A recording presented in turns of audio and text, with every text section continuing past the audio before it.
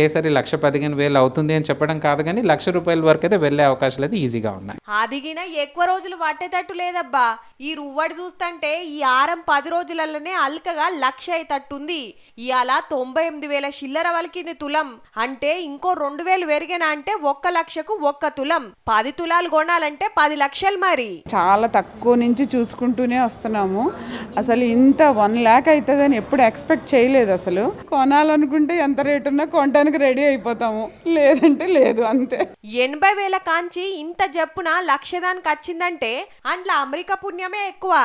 ఏమంట ట్రంప్ గారు అధ్యక్షుడైండో ఏరే దేశపోళ్లను ఎల్లగొట్టుడు, అడ్డగోలుగా ట్యాక్సులు పెంచుడు, చైనా తోటి పంచాది మోపు చేసుడు తోటి అంత ఆగమాగముంది. స్టాక్ మార్కెట్లు తుప్ప తుప్ప కూలినాయి. అటు పెట్టుబడి పెట్టినోళ్ళంతా ఇక ఇటు మర్రే వరకు రాకెట్ వేసుకొని ఉరుకుతాంది రేటు.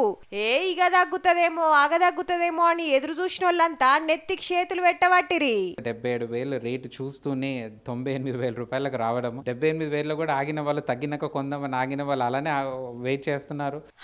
నీయంగానే 1,00,000 అంటే తులాలు కాదు గ్రాములు లెక్క కొనే జమానా వస్తదేమో పో.